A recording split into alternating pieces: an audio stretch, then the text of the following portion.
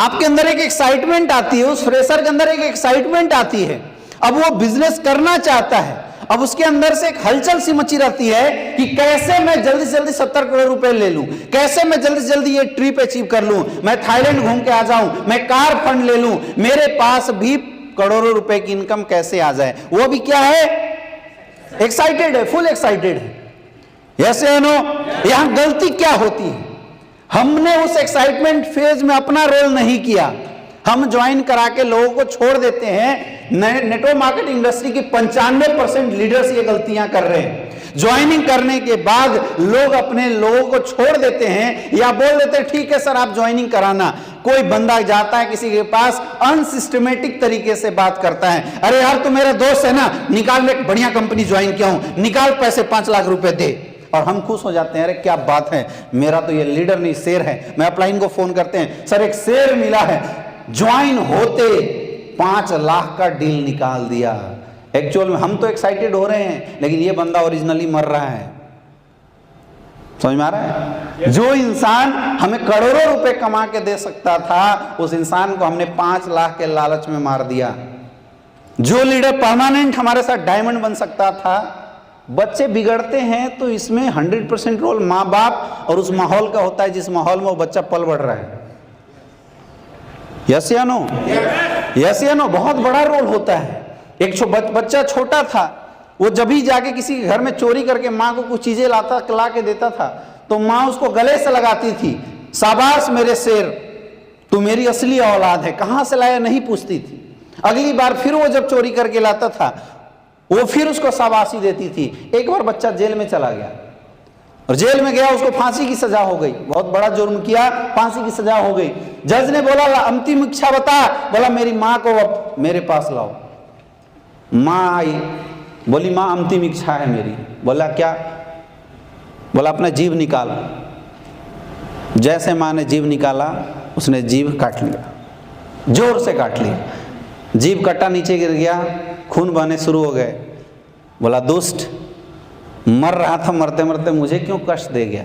बोला माँ मैं उस हर माँ बाप के लिए सीख दे के जा रहा हूँ, क्योंकि जब मैं गलती कर रहा था तुझे रोकना चाहिए था, तूने रोका नहीं, क्योंकि तुझे तो क्षणिक सुख लगा था। अगर काश उस समय तूने रोक दिया होता तो आज मैं नहीं मरता। ये सीख मैं सबको दे के जा रहा हूँ। डायरेक्ट सेलिंग इंडस्ट्री में भी जो डाउनलाइनें मरती है, जो एक नया बंदा आके दूसरी कंपनी में चला जाता है, पता है क्यों जाता है? आज तक इतिहास गवाह है कि कोई इंसान किसी कंपनी को छोड़ के नहीं जाता, अपने अपलाइन को छोड़ के जाता है। उससे तंग होकर लोग जाते हैं। क्यों? क्योंकि अपलाइन जिस समय पे जो रोल उसके साथ करना चाहिए था, वो रोल नहीं कर पाता, वो रोल करता नहीं है। एक्साइटमेंट फेज में अगर आपने अपनी टीम को बचा लिया ना, क्योंकि एक्साइटमेंट फेज में ये लोग बहुत उल्टी पुल्टी हरकत भी कर जाते हैं। यस या नो? कुछ गलत रास्ते भी अपना जाते हैं, हाँ या ना?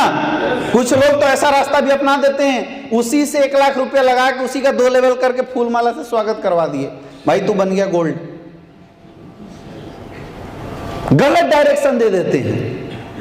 और एक्साइटमेंट फेज को जो डायरेक्ट सेलिंग लीडर्स एक अच्छा डायरेक्शन दे जाएगा, क्योंकि एक फ्रेशर बंदा तो पानी के जैसा है ना, पानी के जैसा है। उसको जो सिखाओ, बोतल में रखोगे बोतल का आकार ले लेगा, ग्लास में रखोगे ग्लास का आकार ले लेगा, कप में रखोगे तो कप का आकार ले लेगा। फ्रेशर तो ऐसा ही होता है। यस या नो?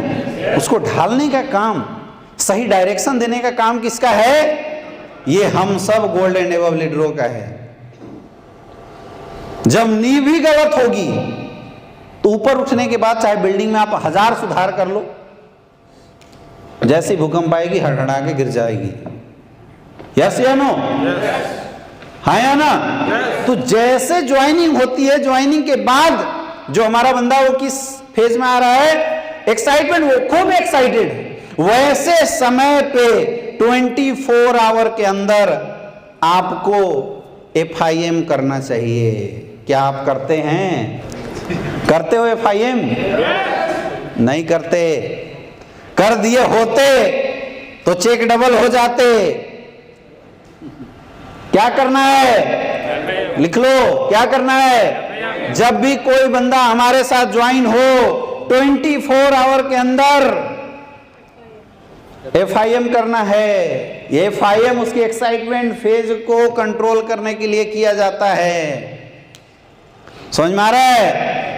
हम लोग जब प्लान देते थे, सामने वाला DD देता था, उसी समय एक छोटी सी 2 मिनट की मीटिंग करके उठते थे और उस मीटिंग में कुछ बातें बताते हैं। सबसे पहला हम धन्यवाद देते हैं, सर बहुत बहुत स्वागत है आपका हमारे बिजनेस में ज्वाइन होने के लिए।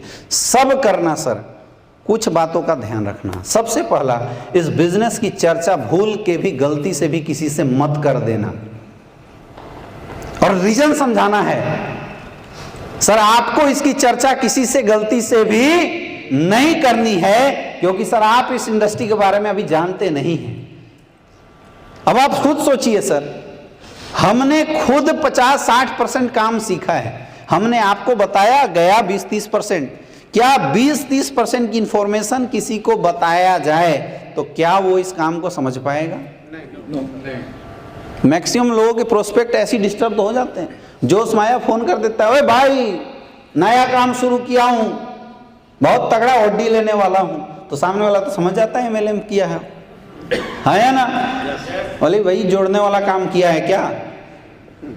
बोला तुझे कैसे पता? बोला पैसा दे दिया। बोला हाँ, तो तू गया।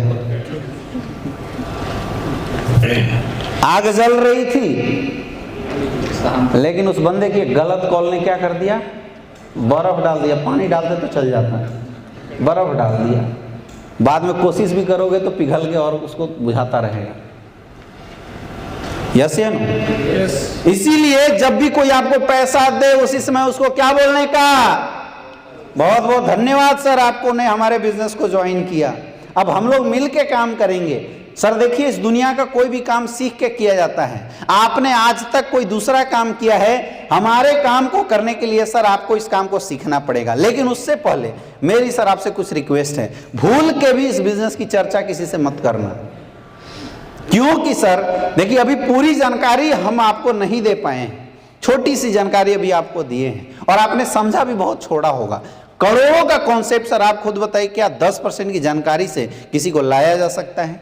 अगर आप बताते भी हैं तो सामने वाला आपको ना बोल सकता है सर। इसलिए सबसे बेटर यही होगा कि अगर आपको इस कॉन्सेप्ट की जानकारी किसी को देनी होगी, मेरे से दिलवाइएगा, मैं आपके साथ चलूंगा। आपको किसी को कुछ भी बताना नहीं है। इसलिए फोल्डर हमेशा सेकेंड मीटिंग में दिया जाता है। कुछ लोग फर्स्ट मीटिंग में ही फोल्डर दे के आ जाते हैं। वो बंदा उठता है, फोल्डर लेके 10 जगह घूम जाता है, 10 जगह से निगेटिविटी बटोर लेता है और मर जाता है। एक्साइटमेंट फेज खत्म हो जाती है। समझ में आ रहा है? ये गलतियां कई लोग कर रहे हैं और कर चुके हैं। सुधारना है इसको। सुधारेंगे? सुधारेंगे? सुधारेंगे। जब भी कोई बंदा ज्वाइन हो उसी समय उसको ये चीज़ जरूर बताएं। दूसरी चीज़, मार्केट के फ्री एडवाइजरों के बारे में जरूर बता दीजिए। सर देखिए, इस दुनिया में कुछ मिले ना मिले, फ्री एडवाइजर बहुत मिलते हैं, बहुत मिलते हैं। कई ऐसे लोग हैं जो खड़े खड़े नरेंद्र मोदी को सलाह दे देते हैं कि साला इससे 2 परिवार नहीं चलता। लोग सचिन तेंदुलकर को भी एडवाइस देते थे, इसको बल्ला घुमाने नहीं आता। उनके खानदान में किसी ने बैट नहीं पकड़ा, लेकिन एडवाइस जिसको दे सकते हैं? सचिन तेंदुलकर को, महेंद्र सिंह धोनी को। घर में 2 परिवार सुख से नहीं रह सकते, 2 परिवार मैनेज नहीं होता, और हिंदुस्तान को चलाने वाले प्रधानमंत्री को लोग एडवाइस देते हैं कि कौन सा बिल सही था, कौन सा बिल गलत था। आप खुद सोचिए सर, इस इंडस्ट्री की एडवाइस आपको कौन दे सकता है? जो इस इंडस्ट्री को जानता हो, जो इस इंडस्ट्री को समझता हो। लेकिन हम गलती क्या करते हैं, हम गलत लोगों से एडवाइस ले लेते हैं। आपसे मेरा प्रश्न है सर, क्या 20,000 50,000 रुपए कमाने वाला इंसान 10 लाख 20 लाख रुपए महीने कैसे कमाया जाए, इसकी एडवाइस दे सकता है क्या? नहीं दे सकता। तो मेरा रिक्वेस्ट है सर, जब तक मैं आपको काम पूरा न समझा दूं, आप किसी से भूल के भी कोई एडवाइस मत लेना। अगर जबरदस्ती कोई आपको एडवाइस देता है तो मेरी दोस्त प्रश्न आप उससे पूछ लेना, क्या आप 20 लाख रुपए महीना कमाते हो? अगर उसने जवाब दिया यस, तो उसकी आप एडवाइस लेना दूसरे प्रश्न के जवाब के साथ। और अगर उसने बोला नहीं नहीं कमाता हूं, हाथ जोड़ना भाई, हट जा, मेरे एक सर हैं उनसे तुझे मिलवा दूंगा। ये बात शुरू में ही बताई जाती है।